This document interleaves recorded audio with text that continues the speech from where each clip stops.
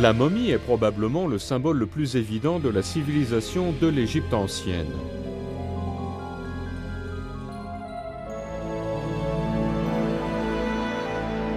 Au début, on enterrait les défunts loin des sols fertiles, ce qui créait naturellement des momies.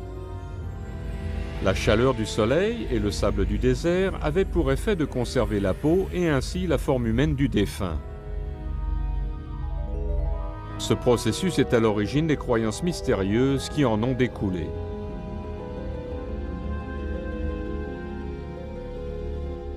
La momie représentait une lueur d'espoir en face de l'obscurité de la mort.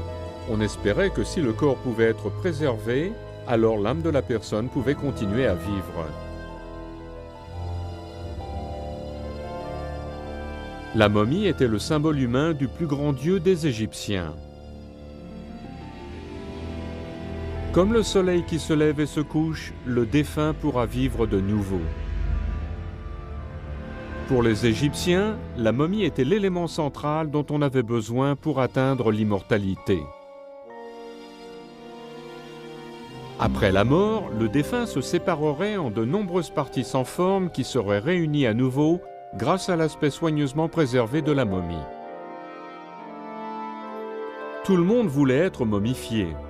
Pour assurer le processus de conservation, les Égyptiens ont développé un procédé artificiel produisant les mêmes résultats que l'environnement. La momification est devenue un véritable commerce. L'Égypte ancienne avait ainsi découvert le secret de la momification. Il s'agissait de la déshydratation. Ils ont utilisé cette connaissance et ont ensuite élaboré un procédé qui pouvait durer jusqu'à 70 jours. C'était durant cette période que l'on enlevait beaucoup d'organes, tout particulièrement le cerveau que l'on retirait petit à petit à l'aide d'un long crochet.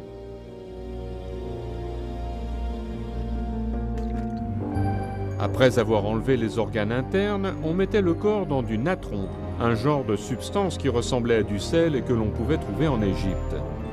35 jours plus tard, les embaumeurs revenaient pour finir leur travail, mais cette fois, ils n'étaient pas seuls. Des prêtres en costume étrange murmuraient des formules pour assurer le passage du défunt dans l'au-delà. Accorde au défunt que la respiration traverse sa tête dans l'au-delà et qu'il puisse voir de ses yeux.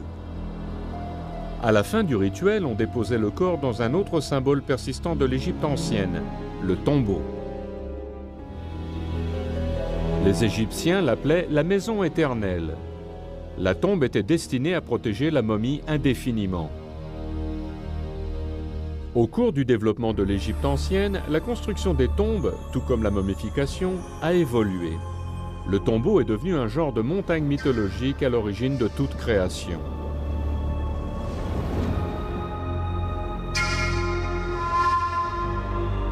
Les tombes sont passées de simples tombeaux de sable à des structures aplaties, les mastabas. Puis, en 2600 avant Jésus-Christ, le mastaba a donné naissance à une évolution architecturale. En superposant ces structures qui ressemblent à des bancs, on éleva la première pyramide, la pyramide à degrés de Saqqara. Pendant 2 siècles, la construction de la pyramide a continué à évoluer. En 2400 avant Jésus-Christ, l'Égypte ancienne a atteint le sommet du développement des pyramides, ce qui a donné une des 7 merveilles du monde, les pyramides de Gizeh. Elles représentaient les tombeaux monumentaux de 3 générations de momies royales. Leur structure solide était conçue pour permettre aux puissants pharaons d'atteindre l'au-delà. De là, ils bénissaient ces sujets qui étaient loyaux, perpétuant ainsi le style de vie des Égyptiens.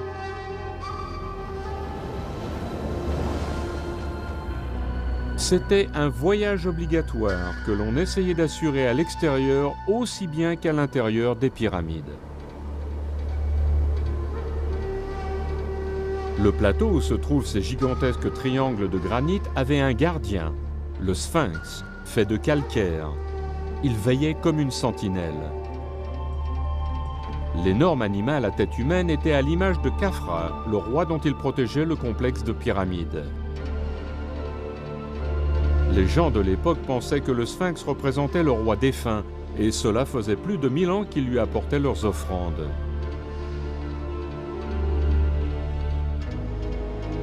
Pour les Égyptiens, les statues, y compris le Sphinx, étaient souvent aussi sacrées que les momies. On en trouvait beaucoup dans les tombeaux, mais contrairement aux momies, elles étaient visibles. Elles servaient de représentants et assuraient la sécurité face à toute éventualité destructive. Le Sphinx, les pyramides de Gizeh et les momies sont des trésors mystérieux de l'Antiquité qui sont devenus synonymes des gens de l'époque. Ils montrent que les gens s'étaient mis en guerre contre leur propre mortalité. C'était une lutte qui continuerait aussi longtemps que leur civilisation. Mais ils l'ont finalement perdue, après avoir laissé cependant un compte-rendu détaillé de leurs croyances.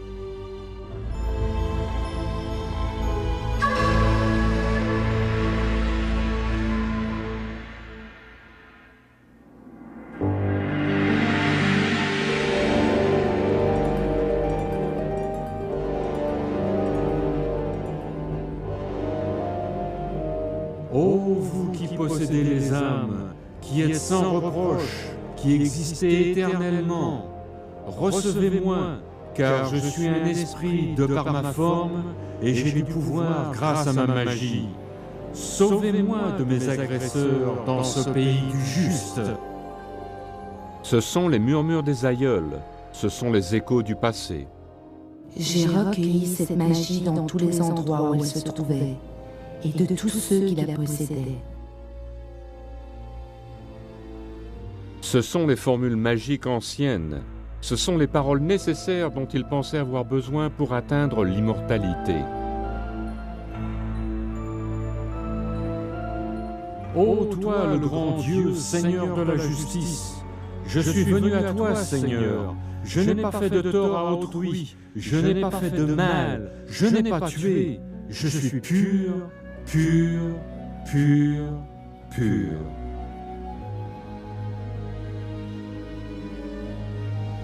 Ce sont les traductions des inscriptions égyptiennes, ce sont des hiéroglyphes.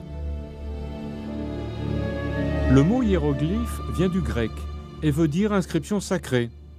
Puisqu'ils étaient surtout des prêtres qui étaient instruits, quand les Grecs sont arrivés, ils ont déclaré que les inscriptions étaient religieuses et étaient donc sacrées. Les Grecs n'étaient pas loin de la vérité, car pour les Égyptiens, les hiéroglyphes étaient sacrés. Qu'ils soient peints de nombreuses couleurs ou simplement inscrits, ils transmettaient des renseignements importants. Ce sont littéralement les paroles divines, ou Medunter, comme on les appelait dans l'Égypte ancienne. On considérait les hiéroglyphes non seulement comme un don fait aux dieux, mais aussi comme un moyen puissant de transcender la vie et la mort.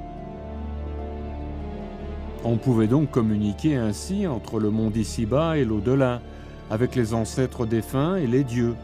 Ce moyen permettait de passer d'un monde à l'autre et d'aider à contrôler les forces appartenant à l'au-delà sur lesquelles on n'aurait normalement aucun pouvoir. En dépit du fait que l'Égypte ancienne se sentait toute puissante, sa culture a subi l'influence d'envahisseurs et la domination d'une nouvelle forme de culte.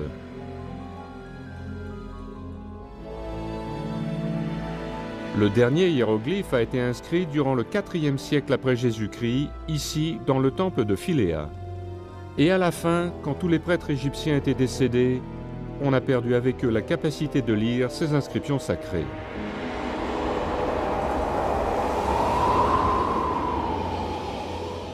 Pendant presque 1500 ans, ces voix venant du lointain restèrent silencieuses. Pendant des siècles, les experts ont essayé de déchiffrer ces symboles aux formes étranges, mais, restant souvent perplexes, ils se permettaient de compenser leurs lacunes en matière de connaissances par leur imagination.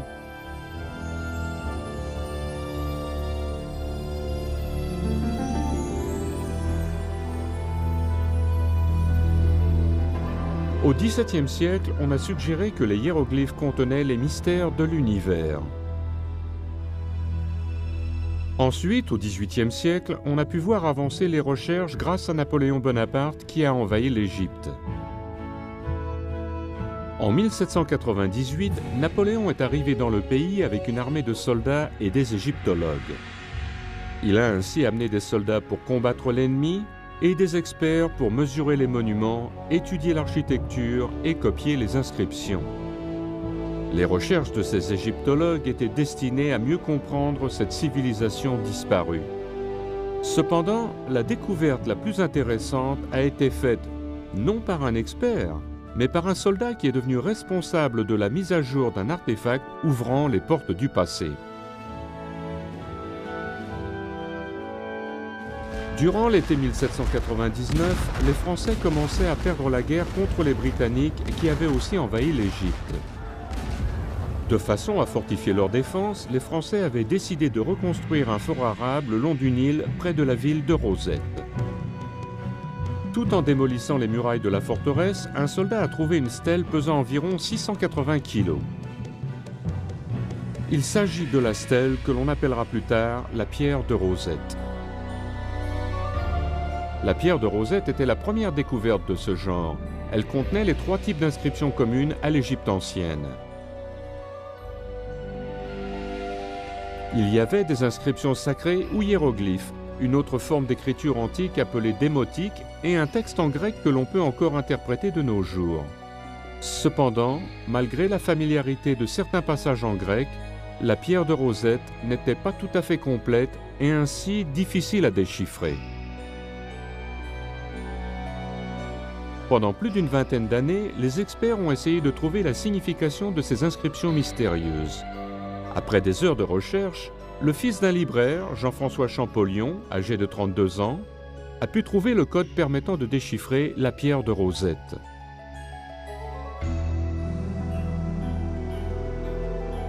Elle contenait les remerciements des prêtres, écrits en 196 avant Jésus-Christ, pour le pharaon nommé Ptolémée V. Champollion avait ainsi démontré que les hiéroglyphes étaient plus qu'une écriture formée d'images. Ils symbolisaient des sons et des concepts. Son travail a marqué la fin du silence. On a pu entendre à nouveau les voix de l'Antiquité à travers la lecture des hiéroglyphes. L'âme voyage dans l'endroit dont elle est issue. Elle ne peut pas échapper au passé. Écoute-moi maintenant. Fais attention à ce que les gens disent. Passe tes journées dans le bonheur. Oublie tes soucis. Préserve cette lettre et aie confiance en elle. Cela pourra un jour t'apporter le bien. La forme du corps, elle change, elle évolue. La magie agit en elle. Tu n'as qu'à nous regarder. On lit nos écrits. C'est notre pays. Nous sommes chez nous.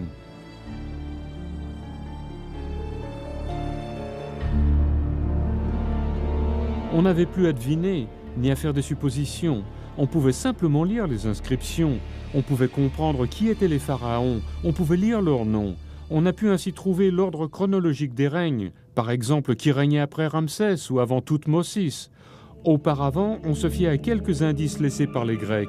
Alors l'égyptologie a avancé de façon remarquable après le déchiffrement des hiéroglyphes. L'égyptologie avait une nouvelle compréhension de la culture et du but de ces inscriptions anciennes.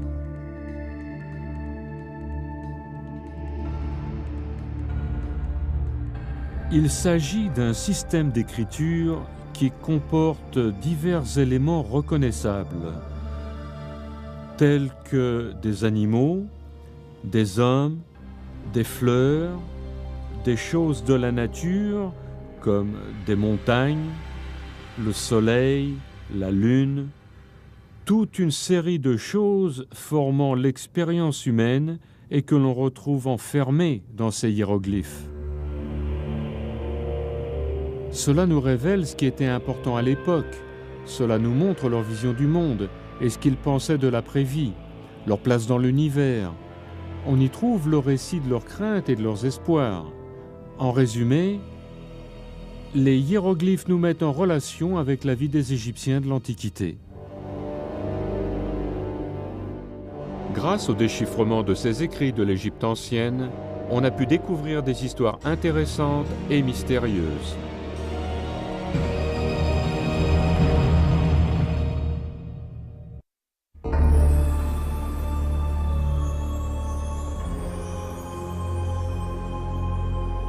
Les hiéroglyphes représentent une des plus grandes inventions des Égyptiens de l'Antiquité qui les utilisaient pour inscrire leurs craintes, leurs espoirs, leurs rêves et les événements principaux. Ces remarquables écrits ont donné aux experts des renseignements sur les secrets cachés derrière les visages préservés des momies. Cependant, ils se sont aperçus que les hiéroglyphes présentaient encore un problème. On avait leur signification, mais leur prononciation restait encore mystérieuse. En effet, les hiéroglyphes ne comprennent pas de voyelles. Il s'agit probablement d'un des pires systèmes d'écriture jamais inventés à cause des choses qui y sont dissimulées. Cependant, les hiéroglyphes ont un côté fonctionnel et une beauté que l'on ne trouve pas, par exemple, dans une écriture alphabétique qui en général est écrite dans une seule direction. Au contraire, on peut écrire les hiéroglyphes de droite à gauche, de gauche à droite, horizontalement ou verticalement, de telle sorte que le résultat donne un effet visuel intéressant tout en exprimant le message contenu dans les hiéroglyphes. Les hiéroglyphes sont similaires à l'art et à l'architecture de l'Antiquité. Quand quelque chose était important, ils se lançaient dans des projets de grande envergure pour mettre l'accent sur la signification. Les hiéroglyphes n'y font pas exception. Les hiéroglyphes étaient utilisés pour ce qui était officiel.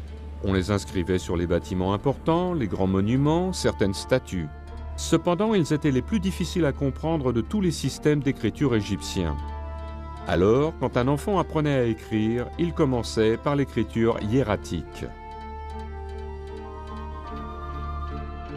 L'hiératique s'est développé à peu près à la même époque que les hiéroglyphes, vers 3100 avant Jésus-Christ. Il s'agissait d'une cursive bien plus simple que les hiéroglyphes et que l'on utilisait pour les nécessités de la vie courante, comme par exemple les choses légales, les lettres ou les contrats.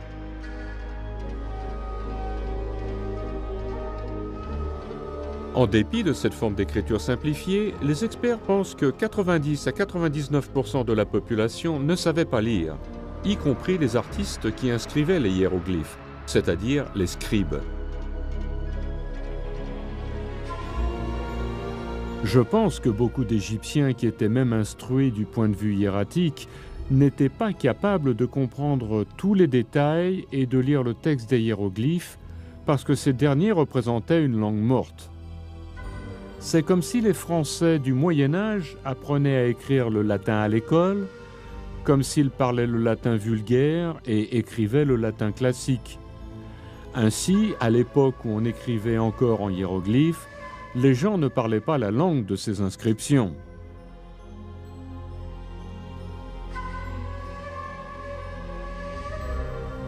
Le fait de ne pas pouvoir lire les hiéroglyphes posait un problème pour le scribe et l'incitait à faire des erreurs.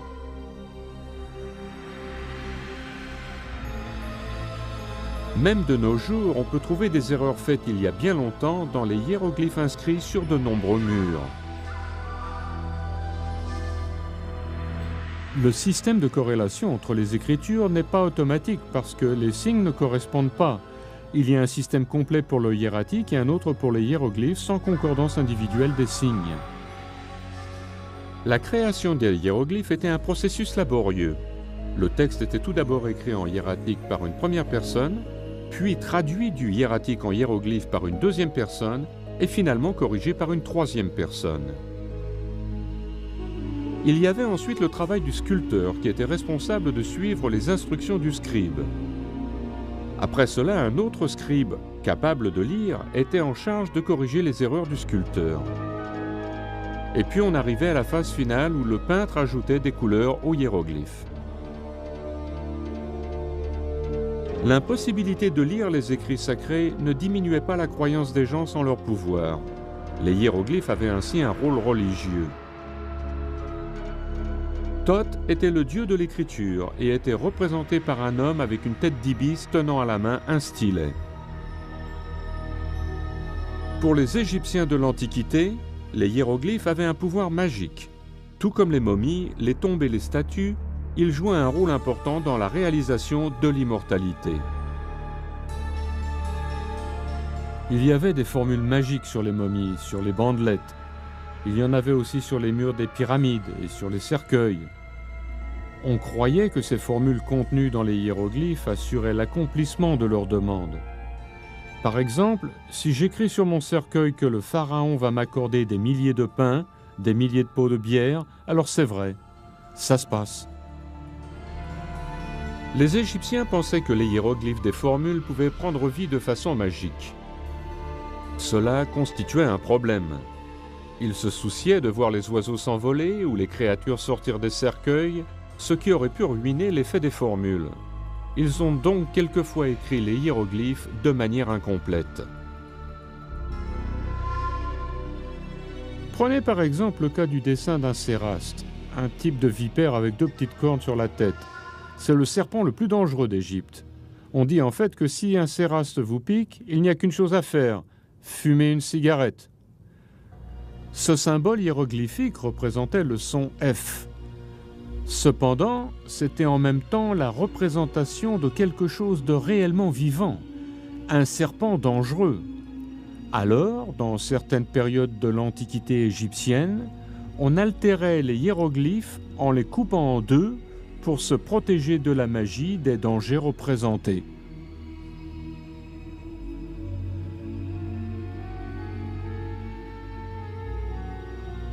Les paroles contenues dans les hiéroglyphes étaient destinées à aider la momie tout en préservant le souvenir du défunt.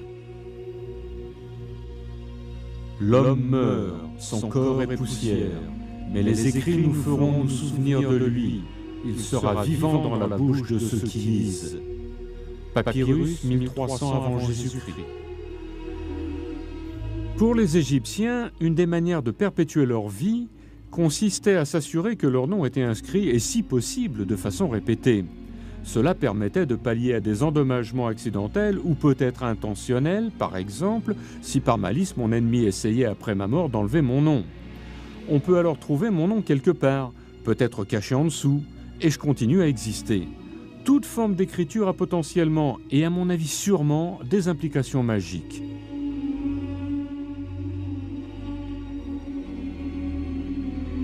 Le nom ou le groupe de sons, que je le prononce ou que je l'écrive sur un morceau de papier et vous le donne, évoque une image dans votre esprit. Cette image représente la personne dont on a le nom.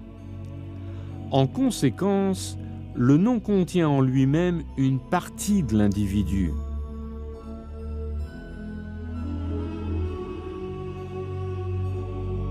Pour les Égyptiens, les hiéroglyphes au passé lointain étaient une partie essentielle de la préparation à la mort.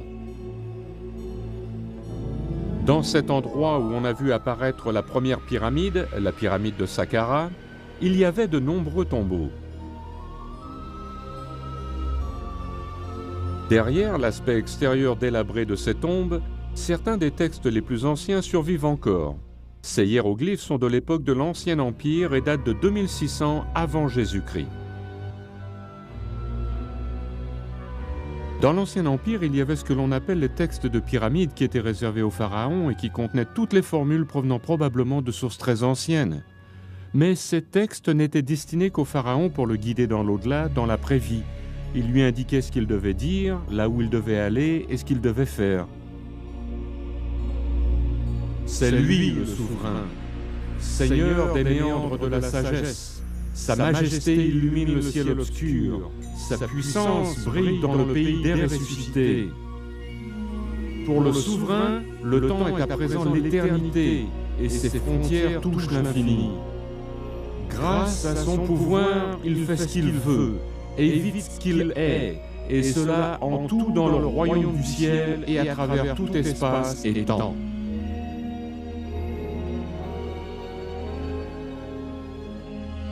En 2000 avant Jésus-Christ, pendant la période du Moyen Empire, il y a eu un changement dans les hiéroglyphes. Les formules que l'on ne trouvait que sur les murs des tombeaux des pharaons ont commencé à apparaître sur les cercueils en bois de ceux qui pouvaient s'en permettre la dépense.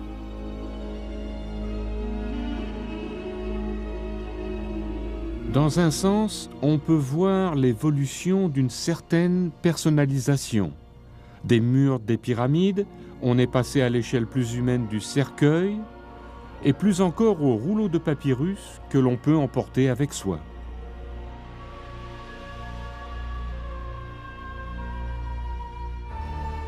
Ce rouleau de papyrus date de 1500 avant Jésus-Christ et est connu sous le nom de Livre des Morts. Le Livre des Morts, tout comme les textes des pyramides et des cercueils, avait été créé pour permettre aux défunts de passer sans danger dans l'au-delà. Et ce texte important était souvent coûteux. Quelqu'un de la bourgeoisie ou de la haute bourgeoisie dépensait une bonne somme d'argent à sa préparation pour l'après-vie. Il est intéressant de remarquer qu'un rouleau de papyrus vierge coûtait une partie modérée du salaire mensuel d'un ouvrier, mais une fois décoré de textes et de scènes du Livre des Morts, il coûtait la moitié du salaire annuel.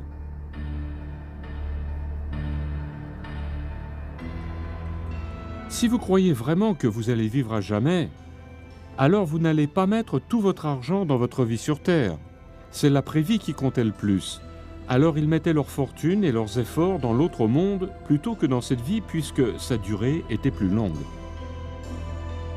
Le Livre des Morts exposait en détail l'idéologie de l'époque concernant l'au-delà.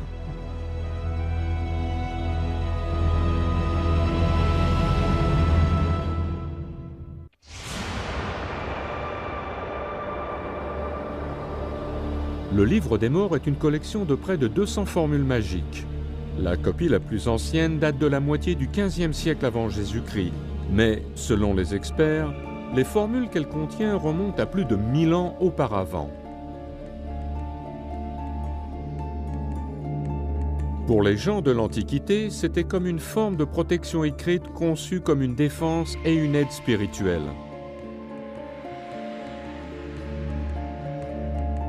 Le jour des funérailles, le Livre des Morts était également enseveli. Il protégeait la momie à l'intérieur de la tombe, la préparait pour son dernier voyage et pourvoyait à tous ses besoins dans l'au-delà.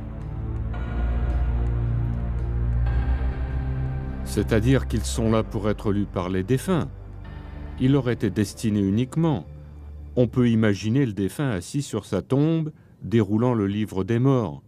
Je veux dire par là que personne d'autre n'allait lire le Livre des Morts. Le Livre des Morts contenait des renseignements cruciaux enfermés dans le texte, les secrets du voyage effrayant vers l'au-delà. Pour les Égyptiens, l'immortalité était l'objectif principal, mais il leur était difficile d'y parvenir. Tout cela est comparable au sommeil. Quand vous dormez, vous pouvez avoir des cauchemars et d'une certaine façon, les Égyptiens de l'Antiquité imaginaient que le voyage du soleil à travers l'au-delà, pendant la nuit, était similaire au voyage du défunt et représentait le pire de tous les cauchemars.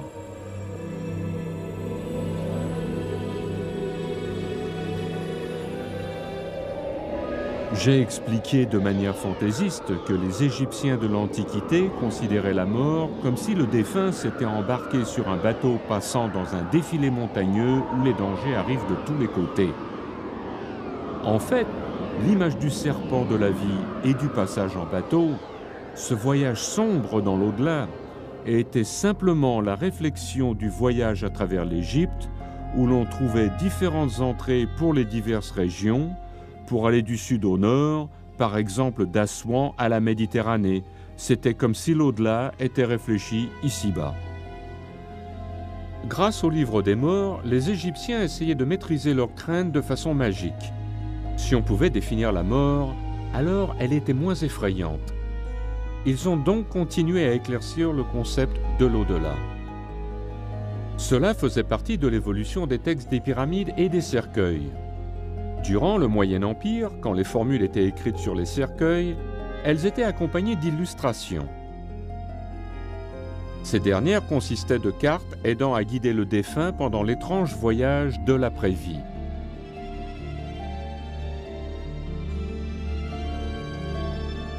Quand le Nouvel Empire a commencé, le texte a été séparé des cartes. Le texte est devenu le Livre des Morts et les cartes sont devenues le guide de l'au-delà.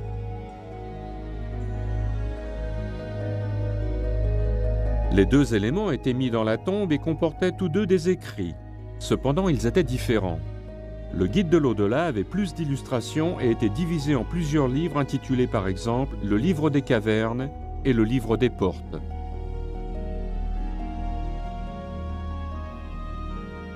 Il y a 12 portes dans l'au-delà, une par heure, et chacune des portes est gardée par un serpent qui vous pose des questions, et vous devez savoir y répondre correctement pour pouvoir entrer par la porte et passer à la suivante. En planifiant à l'avance, les Égyptiens essayaient continuellement de répondre aux questions concernant l'inconnu.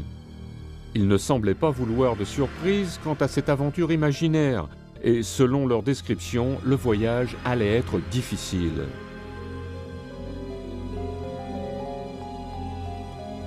Dans cet étrange domaine, on pouvait voir des hommes dont la tête était en flammes, d'autres noyés flottant sur l'eau, et des corps décapités.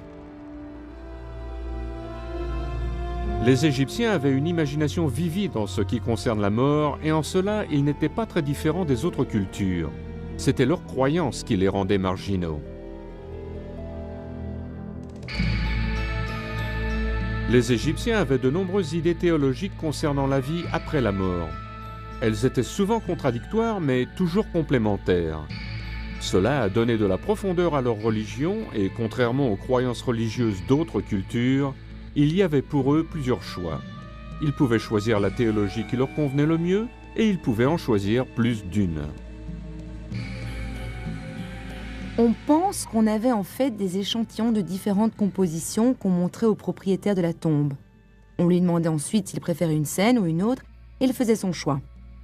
On pense que lorsque l'on peignait les tombeaux, on suivait un genre de livre de modèles.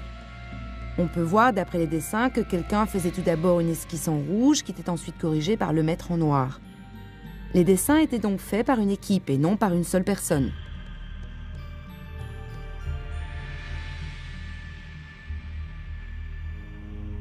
Cependant, malgré toutes les options et les efforts faits pour s'assurer l'immortalité, il y avait encore une partie qui était entièrement laissée à l'individu. C'était une croyance qui datait d'environ 2000 ans avant Jésus-Christ et qui était de loin la plus importante. La vie des Égyptiens menait à ce moment, à cette dernière étape, à l'endroit connu sous le nom de la salle du jugement. C'est là que les Égyptiens étaient questionnés et étaient responsables pour leurs actions terrestres. C'est un peu comme le questionnaire pour obtenir son permis de conduire aux États-Unis.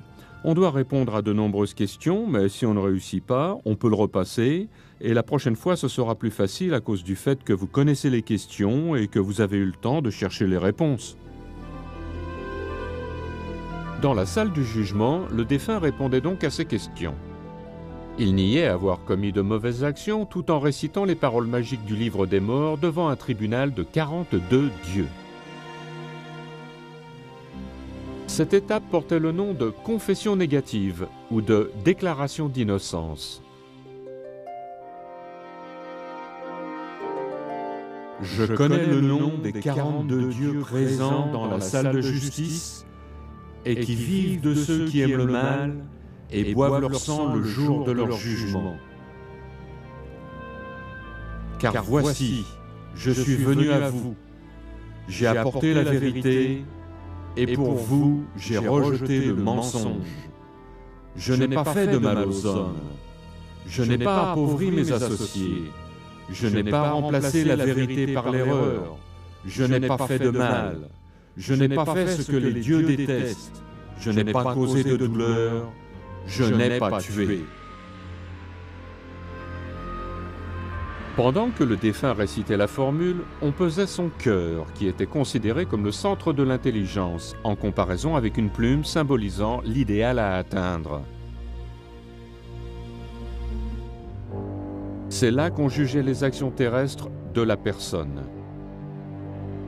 Le défunt devait à nouveau réciter une formule particulière, mais cette fois, il ne s'adressait pas au tribunal des dieux. Ô mon cœur que j'ai reçu de ma mère, ne témoigne pas contre moi. Ne sois pas mon ennemi au tribunal. Ne sois pas hostile envers moi devant le gardien de la balance, car tu es mon cas, qui était dans mon corps. N'entoure pas mon nom de mauvaises odeurs dans l'entourage d'autres hommes. Ne dis pas de mensonges à mon sujet en présence des dieux. Si le cœur et la plume étaient de poids égal, la personne était libérée. Ensuite, le défunt était amené par Horus, le dieu des vivants, devant Osiris, le dieu des morts. Dans les reliefs égyptiens, la balance montre un équilibre, mais il y a toujours une chance, une crainte et une possibilité que ça ne soit pas le cas.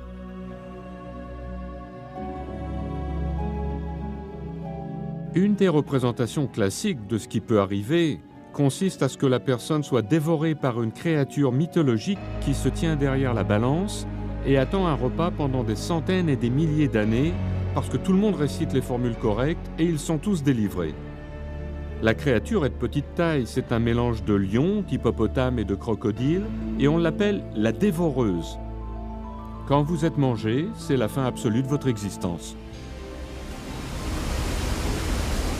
L'idée d'extinction était la plus grande crainte des Égyptiens, et c'est grâce à cela qu'ils ont pu maintenir l'ordre dans leur société pendant des milliers d'années.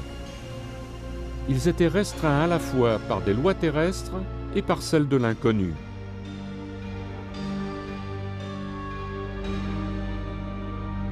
Atteindre l'immortalité n'était pas chose facile, mais pour les Égyptiens, le monde magique de l'au-delà en valait la peine.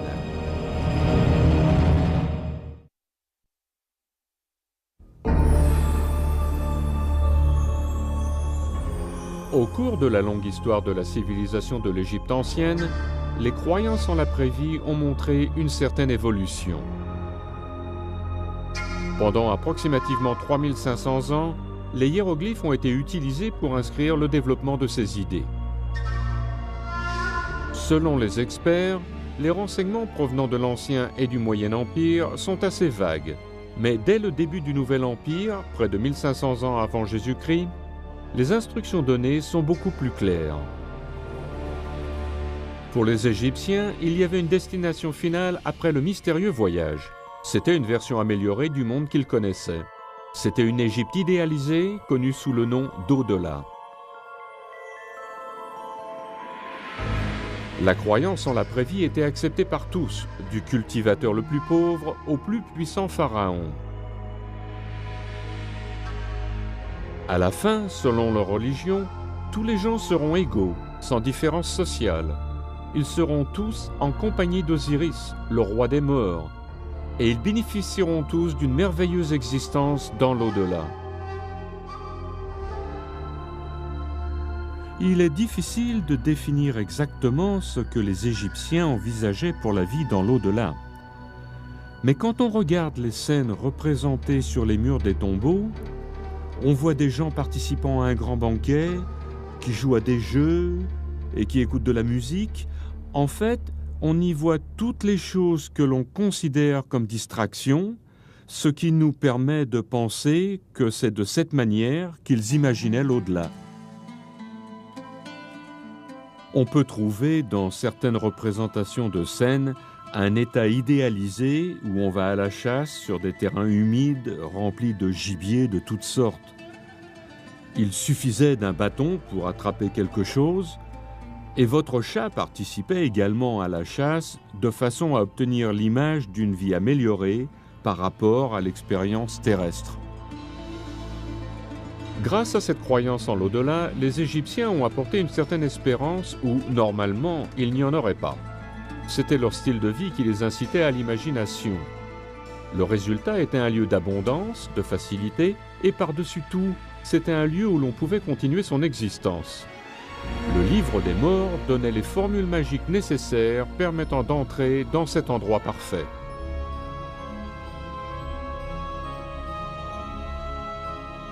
Voici les formules du chant des offrandes et les formules du commencement de la journée. Celles qui permettent d'aller et venir dans le royaume des défunts. Celles pour le chant des joncs qui se trouve dans le chant des offrandes. Là se trouve la force. Là se trouve la puissance. On peut y semer, y récolter et y manger. On peut aussi y travailler la terre et faire tout ce que l'on faisait sur terre. En plus des formules magiques, on peignait sur les murs du tombeau et afin de plaire aux dieux, des scènes de la vie que l'on désirait avoir dans l'au-delà. Ce sont des représentations des défunts travaillant dans les champs. Cependant, ils ne transpiraient pas, ils n'étaient pas sales, ils n'étaient pas en haillons, mais dans leurs plus beaux atours. Ils étaient heureux, ils récoltaient une sorte de grain ou du blé qui était 2 fois plus haut que normal.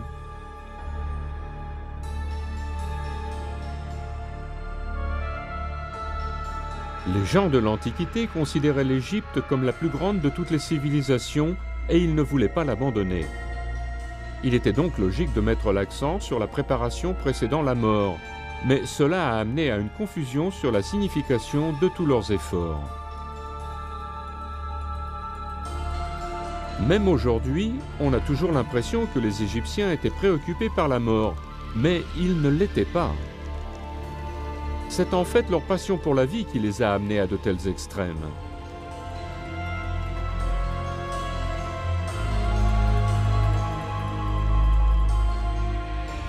Sur les murs des tombeaux, à côté des représentations en couleur de l'au-delà, on peut trouver un autre type d'image. Elles dépeignent la douleur démesurée causée par la mort. Pour ce qui est du deuil et des funérailles, si le défunt est un noble, toutes les femmes de la maison mettent de la boue sur leur tête et leur visage. Et après avoir laissé le corps du défunt dans la maison, elles marchent dans les rues de la ville en se frappant la poitrine, et les hommes en font de même. Hérodote, historien de l'Égypte ancienne, 500 avant Jésus-Christ. Pour les Égyptiens, il s'agissait de surmonter la tristesse de la mort et la crainte qui l'accompagnait. En dépit de leur description détaillée de l'au-delà, ils savaient que c'était un territoire inexploré alors en préparation, et ils emballaient tout. Ils étaient prêts à toutes éventualités possibles.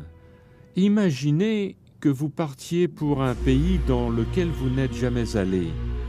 Vous allez emporter avec vous tout ce dont vous aurez peut-être besoin. Les Égyptiens suivaient le même processus de pensée. Alors qu'ils faisaient leurs préparatifs pour l'après-vie, ils ne savaient pas à quoi s'attendre dans l'au-delà. Alors, ils se préparaient à tout et emballaient tout ce dont ils pourraient avoir besoin. Dans de nombreux tombeaux, on trouve un genre de modèle représentant les choses qu'un Égyptien noble aimerait avoir dans l'après-vie. Ainsi, il y aurait un grenier, des bateaux, des serviteurs rendant toutes sortes de services à leur maître. Je pense qu'on imaginait que l'on pourrait obtenir tout cela grâce au pouvoir magique des modèles, même si le défunt ne possédait aucune de ces choses durant sa vie terrestre.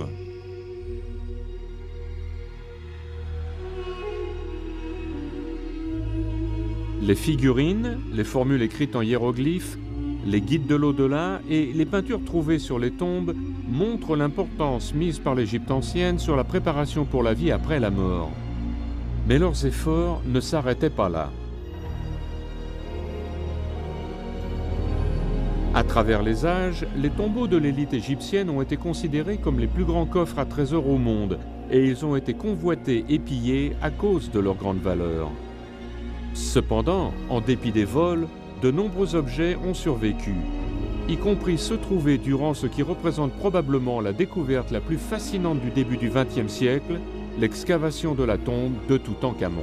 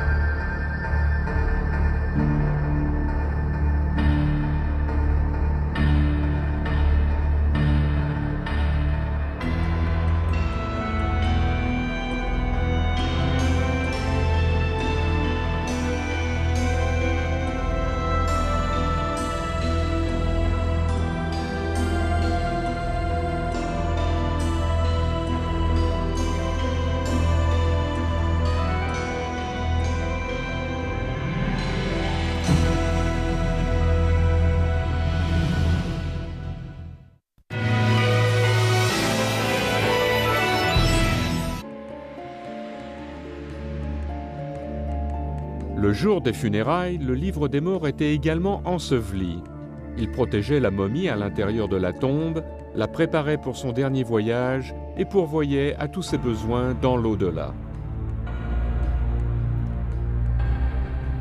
C'est-à-dire qu'ils sont là pour être lus par les défunts. Il leur était destiné uniquement. On peut imaginer le défunt assis sur sa tombe, déroulant le livre des morts. Je veux dire par là que personne d'autre n'allait lire le livre des morts. Le livre des morts contenait des renseignements cruciaux enfermés dans le texte, les secrets du voyage effrayant vers l'au-delà. Pour les Égyptiens, l'immortalité était l'objectif principal, mais il leur était difficile d'y parvenir. Tout cela est comparable au sommeil.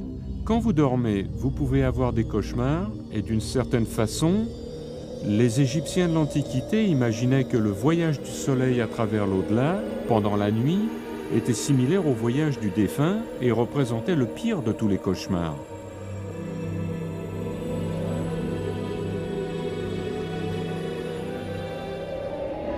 J'ai expliqué de manière fantaisiste que les Égyptiens de l'Antiquité considéraient la mort comme si le défunt s'était embarqué sur un bateau passant dans un défilé montagneux où les dangers arrivent de tous les côtés.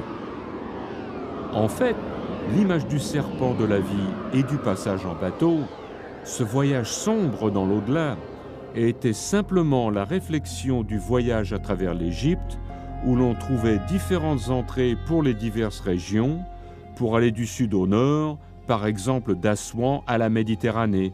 C'était comme si l'au-delà était réfléchi ici-bas. Grâce au livre des morts, les Égyptiens essayaient de maîtriser leur crainte de façon magique. Si on pouvait définir la mort, alors elle était moins effrayante. Ils ont donc continué à éclaircir le concept de l'au-delà. Cela faisait partie de l'évolution des textes des pyramides et des cercueils. Durant le Moyen Empire, quand les formules étaient écrites sur les cercueils, elles étaient accompagnées d'illustrations. Ces dernières consistaient de cartes aidant à guider le défunt pendant l'étrange voyage de l'après-vie.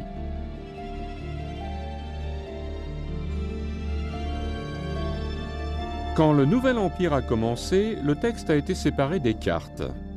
Le texte est devenu le livre des morts et les cartes sont devenues le guide de l'au-delà.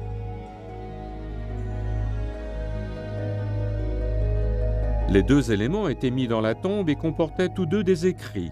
Cependant, ils étaient différents.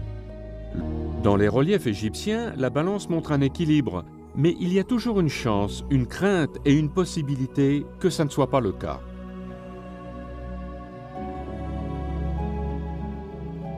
Une des représentations classiques de ce qui peut arriver consiste à ce que la personne soit dévorée par une créature mythologique qui se tient derrière la balance et attend un repas pendant des centaines et des milliers d'années parce que tout le monde récite les formules correctes et ils sont tous délivrés. La créature est de petite taille, c'est un mélange de lion, d'hippopotame et de crocodile et on l'appelle la dévoreuse. Quand vous êtes mangé, c'est la fin absolue de votre existence. L'idée d'extinction était la plus grande crainte des Égyptiens. Et c'est grâce à cela qu'ils ont pu maintenir l'ordre dans leur société pendant des milliers d'années. Ils étaient restreints à la fois par des lois terrestres et par celles de l'inconnu.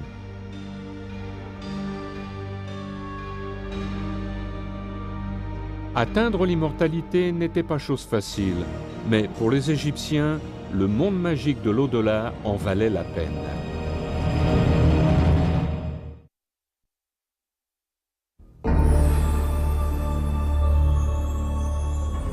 Au cours de la longue histoire de la civilisation de l'Égypte ancienne, les croyances en l'après-vie ont montré une certaine évolution.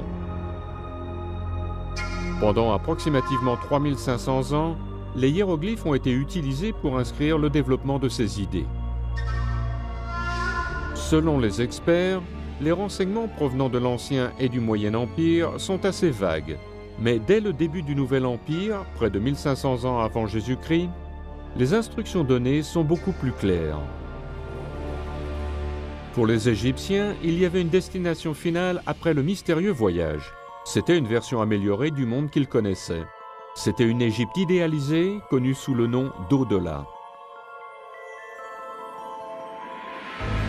La croyance en l'après-vie était acceptée par tous, du cultivateur le plus pauvre au plus puissant pharaon. À la fin, selon leur religion, tous les gens seront égaux, sans différence sociale. Ils seront tous en compagnie d'Osiris, le roi des morts, et ils bénéficieront tous d'une merveilleuse existence dans l'au-delà. Il est difficile de définir exactement ce que les Égyptiens envisageaient pour la vie dans l'au-delà. Mais quand on regarde les scènes représentées sur les murs des tombeaux, on voit des gens participant à un grand banquet, qui jouent à des jeux et qui écoutent de la musique. En fait, on y voit toutes les choses que l'on considère comme distractions. Les gens de l'Antiquité considéraient l'Égypte comme la plus grande de toutes les civilisations et ils ne voulaient pas l'abandonner. Il était donc logique de mettre l'accent sur la préparation précédant la mort, mais cela a amené à une confusion sur la signification de tous leurs efforts. Même aujourd'hui, on a toujours l'impression que les Égyptiens étaient préoccupés par la mort, mais ils ne l'étaient pas. C'est en fait leur passion pour la vie qui les a amenés à de tels extrêmes.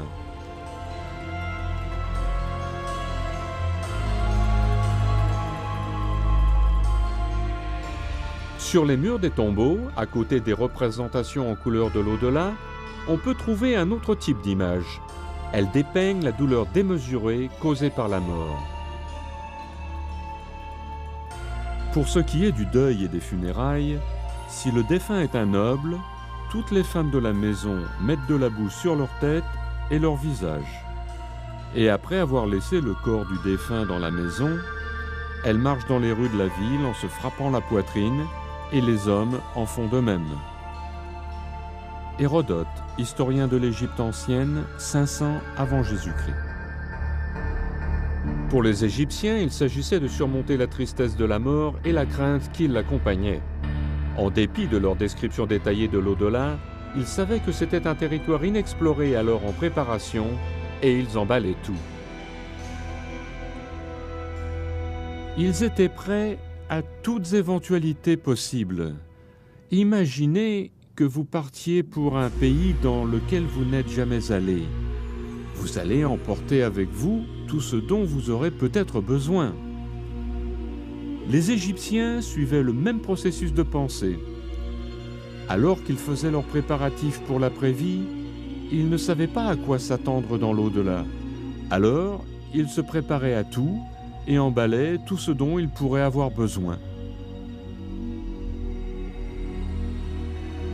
Dans de nombreux tombeaux, on trouve un genre de modèle représentant les choses qu'un Égyptien noble aimerait avoir dans l'après-vie. Ainsi, il y aurait un grenier, des bateaux, des serviteurs rendant toutes sortes de services à leur maître.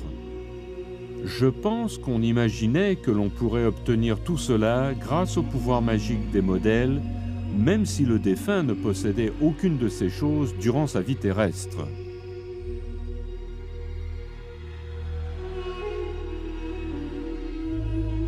Les figurines, les formules écrites en hiéroglyphes, les guides de l'au-delà et les peintures trouvées sur les tombes montrent l'importance mise par l'Égypte ancienne sur la préparation pour la vie après la mort.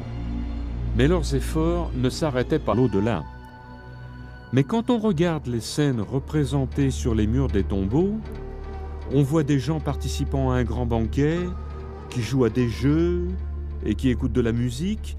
En fait, on y voit toutes les choses que l'on considère comme distractions, ce qui nous permet de penser que c'est de cette manière qu'ils imaginaient l'au-delà. On peut trouver dans certaines représentations de scènes un état idéalisé où on va à la chasse sur des terrains humides remplis de gibier de toutes sortes. Il suffisait d'un bâton pour attraper quelque chose, et votre chat participait également à la chasse de façon à obtenir l'image d'une vie améliorée par rapport à l'expérience terrestre. Grâce à cette croyance en l'au-delà, les Égyptiens ont apporté une certaine espérance où, normalement, il n'y en aurait pas.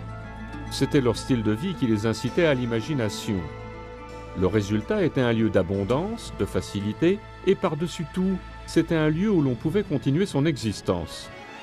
Le livre des morts donnait les formules magiques nécessaires permettant d'entrer dans cet endroit parfait.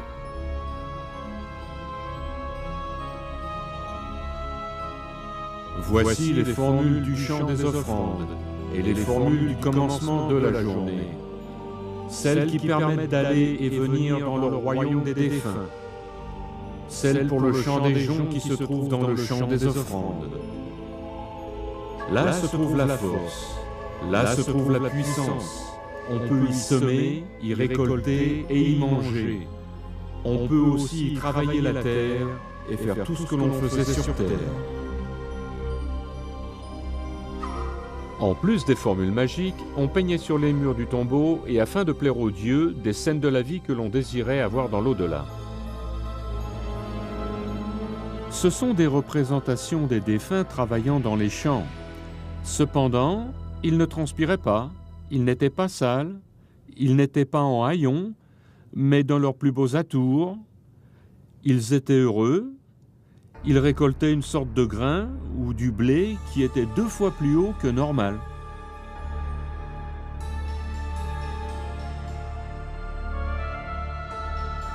Les gens de l'Antiquité considéraient l'Égypte comme la plus grande de toutes les civilisations et ils ne voulaient pas l'abandonner. Il était donc logique de mettre l'accent sur la préparation précédant la mort, mais cela a amené à une confusion sur la signification de tous leurs efforts. Même aujourd'hui, on a toujours l'impression que les Égyptiens étaient préoccupés par la mort, mais ils ne l'étaient pas. C'est en fait leur passion. Passe tes journées dans le bonheur. Oublie tes soucis. Préserve cette lettre et aie confiance en elle. Cela pourra un jour t'apporter le bien. La forme du corps, elle change, elle évolue. La magie agit en elle. Tu n'as qu'à nous regarder. On lit nos écrits, c'est notre pays. Nous sommes chez nous.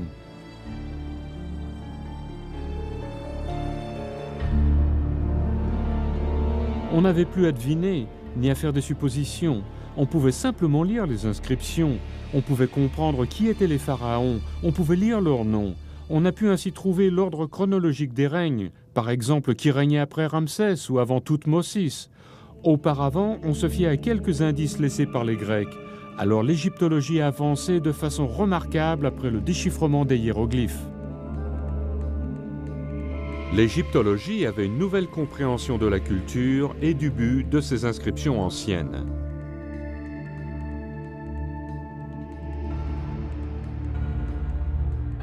Il s'agit d'un système d'écriture qui comporte divers éléments reconnaissables, tels que des animaux, des hommes, des fleurs, des choses de la nature, comme des montagnes, le soleil, la lune, toute une série de choses formant l'expérience humaine et que l'on retrouve enfermées dans ces hiéroglyphes.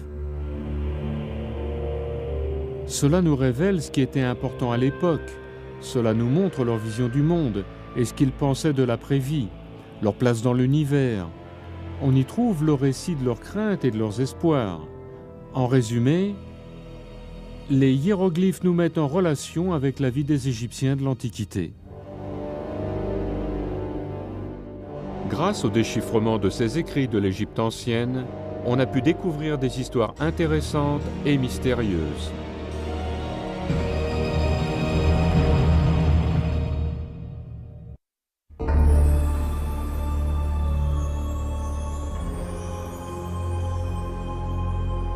Les hiéroglyphes représentent une des plus grandes inventions des Égyptiens de l'Antiquité qui les utilisaient pour inscrire leurs craintes, leurs espoirs, leurs rêves et les événements principaux. Ces remarquables écrits ont donné aux experts des renseignements sur les secrets cachés derrière les visages préservés des momies. Cependant, ils se sont aperçus que les hiéroglyphes présentaient encore un problème. On avait leur signification, mais leur prononciation restait encore mystérieuse. En effet, les hiéroglyphes ne comprennent pas le tombeau. Les Égyptiens l'appelaient la maison éternelle. La tombe était destinée à protéger la momie indéfiniment. Au cours du développement de l'Égypte ancienne, la construction des tombes, tout comme la momification, a évolué. Le tombeau est devenu un genre de montagne mythologique à l'origine de toute création.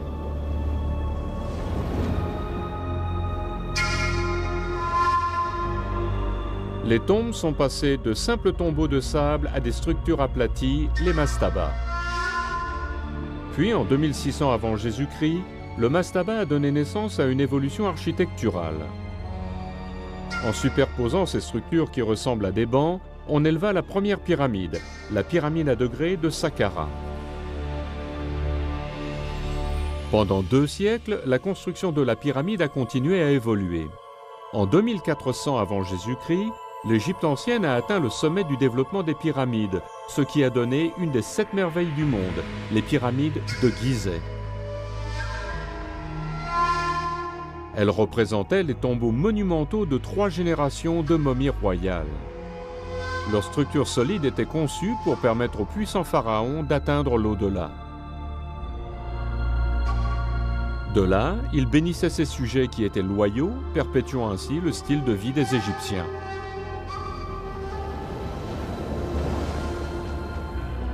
C'était un voyage obligatoire que l'on essayait d'assurer à l'extérieur aussi bien qu'à l'intérieur des pyramides. Le plateau où se trouvent ces gigantesques triangles de granit avait un gardien, le Sphinx, fait de calcaire. Il veillait comme une sentinelle. L'énorme animal à tête humaine était à l'image de Khafra, le roi dont il protégeait le complexe de pyramides. Les gens de l'époque pensaient que le Sphinx représentait le roi défunt, et cela faisait plus de 1000 ans qu'ils lui apportaient leurs offrandes.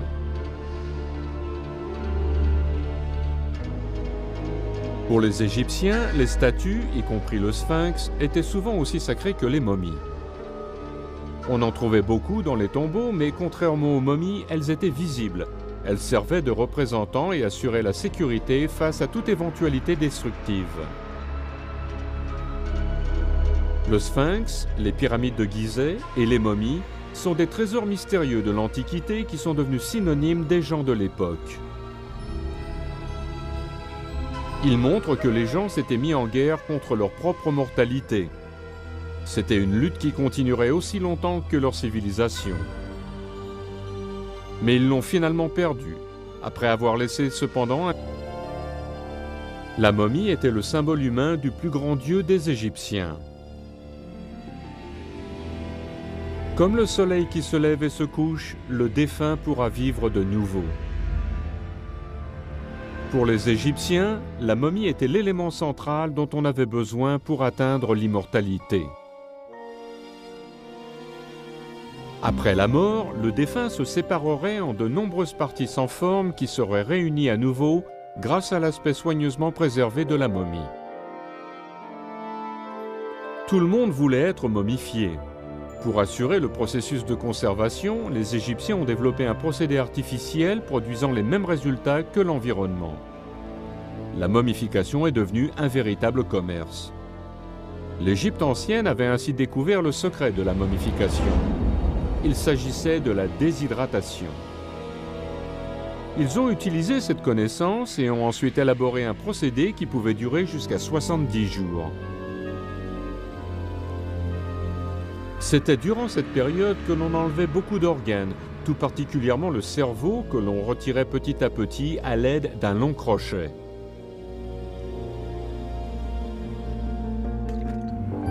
Après avoir enlevé les organes internes, on mettait le corps dans du natron, un genre de substance qui ressemblait à du sel et que l'on pouvait trouver en Égypte. 35 jours plus tard, les embaumeurs revenaient pour finir leur travail, mais cette fois, ils n'étaient pas seuls. Des prêtres en costume étrange murmuraient des formules pour assurer le passage du défunt dans l'au-delà. Accorde au défunt que la respiration traverse sa tête dans l'au-delà et qu'il puisse voir de ses yeux. À la fin du rituel, on déposait le corps dans un autre symbole persistant de l'Égypte ancienne, le tombeau. Les Égyptiens l'appelaient la maison éternelle. La tombe était destinée à protéger la momie indéfiniment. Au cours du développement de l'Égypte ancienne, la construction des tombes, tout comme la momification, a évolué.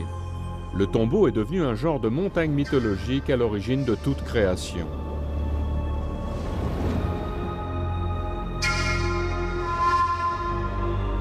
Les tombes sont passées de simples tombeaux de sable à des structures aplaties, les mastabas.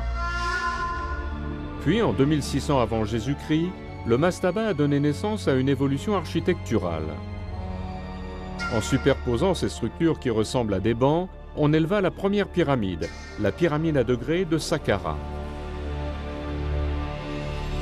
Pendant 2 siècles, la construction de la pyramide a continué à évoluer. En 2400 avant Jésus-Christ, l'Égypte ancienne retrouve enfermée dans ces hiéroglyphes. Cela nous révèle ce qui était important à l'époque. Cela nous montre leur vision du monde et ce qu'ils pensaient de l'après-vie, leur place dans l'univers. On y trouve le récit de leurs craintes et de leurs espoirs. En résumé, les hiéroglyphes nous mettent en relation avec la vie des Égyptiens de l'Antiquité. Grâce au déchiffrement de ces écrits de l'Égypte ancienne, on a pu découvrir des histoires intéressantes et mystérieuses.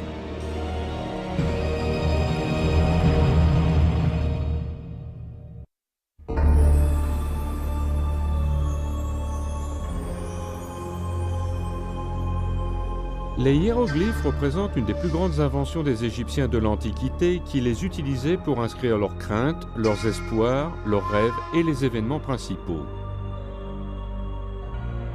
Ces remarquables écrits ont donné aux experts des renseignements sur les secrets cachés derrière les visages préservés des momies. Cependant, ils se sont aperçus que les hiéroglyphes présentaient encore un problème. On avait leur signification, mais leur prononciation restait encore mystérieuse. En effet, les hiéroglyphes ne comprennent pas de voyelles. Il s'agit probablement d'un des pires systèmes d'écriture jamais inventés à cause des choses qui y sont dissimulées. Cependant, les hiéroglyphes ont un côté fonctionnel et une beauté que l'on ne trouve pas, par exemple, dans une écriture alphabétique qui en général est écrite dans une seule direction. Au contraire, on peut écrire les hiéroglyphes de droite à gauche, de gauche à droite, horizontalement ou verticalement, de telle sorte que le résultat donne un effet visuel intéressant tout en exprimant le message contenu dans les hiéroglyphes. Les hiéroglyphes sont similaires à l'art et à l'architecture de l'Antiquité. Quand quelque chose était important, ils se lançaient dans des projets de grande envergure pour mettre l'accent sur la signification. Les hiéroglyphes n'y font pas exception. Les hiéroglyphes étaient utilisés pour ce qui était officiel. On les inscrivait sur les bâtiments importants, les grands monuments, certaines statues. Cependant, ils étaient les plus difficiles à comprendre de tous les systèmes d'écriture égyptiens. Alors, quand un enfant apprenait à écrire, il commençait par l'écriture hiératique. L'hiératique s'est développé à peu près à la même époque que les hiéroglyphes, vers 3100 avant Jésus-Christ. Il s'agissait d'une cursive bien plus simple que les hiéroglyphes et que l'on utilisait pour les nécessités de la vie courante, comme par exemple les choses légales, les lettres ou les contrats. Et naissance à une évolution architecturale. En superposant ces structures qui ressemblent à des bancs, on éleva la première pyramide, la pyramide à degrés de Saqqara. Pendant 2 siècles, la construction de la pyramide a continué à évoluer. En 2400 avant Jésus-Christ, l'Égypte ancienne a atteint le sommet du développement des pyramides, ce qui a donné une des 7 merveilles du monde, les pyramides de Gizeh. Elles représentaient les tombeaux monumentaux de 3 générations de momies royales. Leur structure solide était conçue pour permettre aux puissants pharaons d'atteindre l'au-delà. De là, ils bénissaient ces sujets qui étaient loyaux, perpétuant ainsi le style de vie des Égyptiens.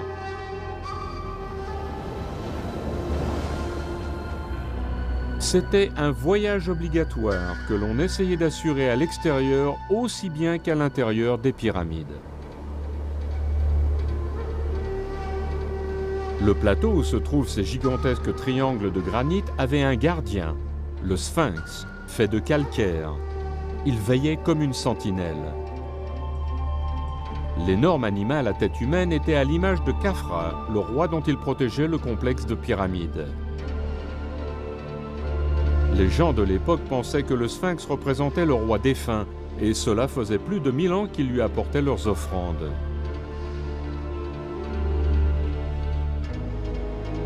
Pour les Égyptiens, les statues, y compris le Sphinx, étaient souvent aussi sacrées que les momies.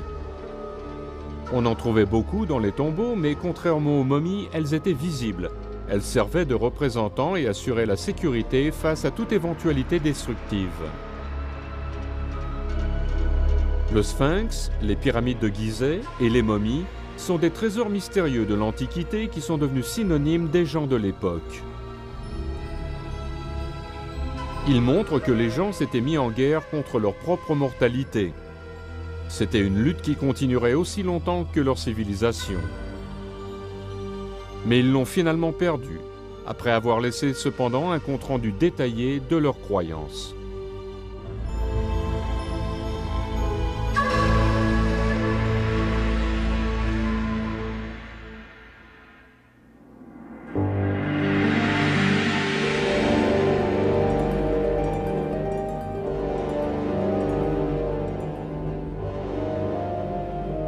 Ô vous qui possédez les âmes, qui êtes sans reproche, qui existez éternellement, recevez-moi, car je suis un esprit de par ma forme, et j'ai du pouvoir grâce à ma magie. Sauvez-moi de mes agresseurs. Important, ils se lançaient dans des projets de grande envergure pour mettre l'accent sur la signification. Les hiéroglyphes n'y font pas exception. Les hiéroglyphes étaient utilisés pour ce qui était officiel. On les inscrivait sur les bâtiments importants, les grands monuments, certaines statues. Cependant, ils étaient les plus difficiles à comprendre de tous les systèmes d'écriture égyptiens. Alors, quand un enfant apprenait à écrire, il commençait par l'écriture hiératique. L'hiératique s'est développé à peu près à la même époque que les hiéroglyphes, vers 3100 avant Jésus-Christ.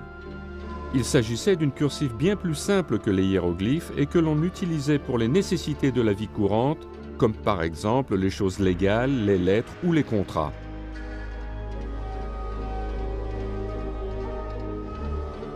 En dépit de cette forme d'écriture simplifiée, les experts pensent que 90 à 99% de la population ne savait pas lire, y compris les artistes qui inscrivaient les hiéroglyphes, c'est-à-dire les scribes. Je pense que beaucoup d'Égyptiens qui étaient même instruits du point de vue hiératique n'étaient pas capables de comprendre tous les détails et de lire le texte des hiéroglyphes parce que ces derniers représentaient une langue morte. C'est comme si les Français du Moyen Âge apprenaient à écrire le latin à l'école, comme s'ils parlaient le latin vulgaire et écrivaient le latin classique. Ainsi, à l'époque où on écrivait encore en hiéroglyphes, les gens ne parlaient pas la langue de ces inscriptions.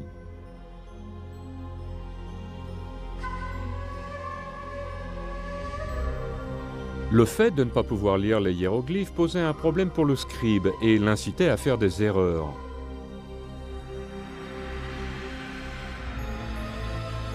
Même de nos jours, on peut trouver des erreurs faites il y a bien longtemps dans les hiéroglyphes inscrits sur de nombreux murs. Le système de corrélation entre les écritures n'est pas automatique parce que les signes ne correspondent pas. Il y a un système complet pour le hiératique et un autre pour les hiéroglyphes sans concordance individuelle des signes.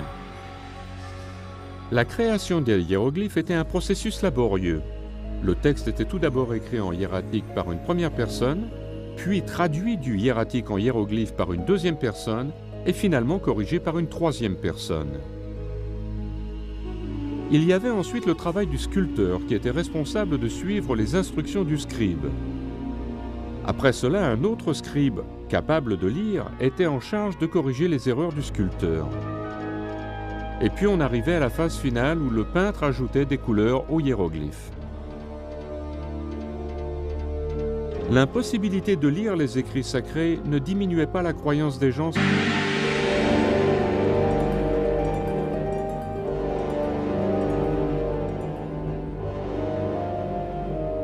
Ô vous qui possédez les âmes, qui êtes sans reproche, qui existez éternellement, recevez-moi, car je suis un esprit de par ma forme, et j'ai du pouvoir grâce à ma magie.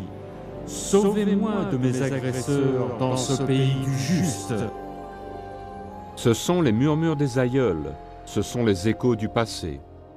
J'ai recueilli cette magie dans tous les endroits où elle se trouvait, et de tous ceux qui la possédaient.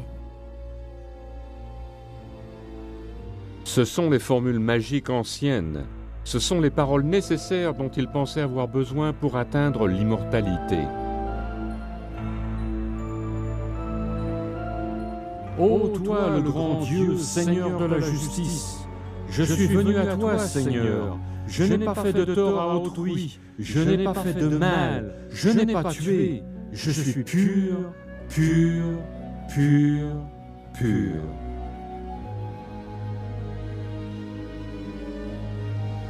Ce sont les traductions des inscriptions égyptiennes, ce sont des hiéroglyphes.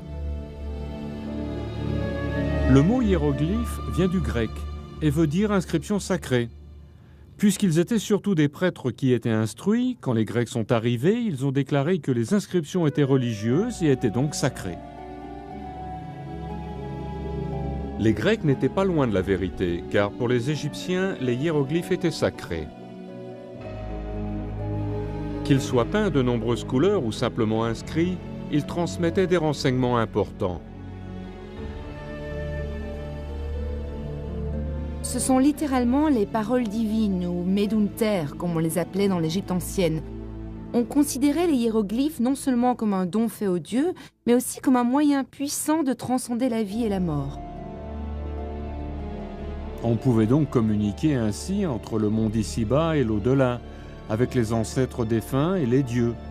Ce moyen permettait de passer d'un monde à l'autre et d'aider à contrôler les forces appartenant à l'au-delà sur lesquelles on n'aurait normalement aucun pouvoir. En dépit du fait que l'Égypte ancienne se sentait toute puissante, sa culture a subi l'influence d'envahisseurs et la domination d'une nouvelle forme de culte.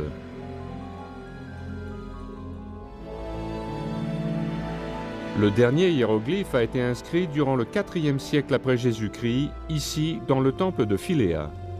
Et à la fin, quand tous les prêtres égyptiens étaient décédés, on a perdu avec eux la capacité de lire ces inscriptions sacrées.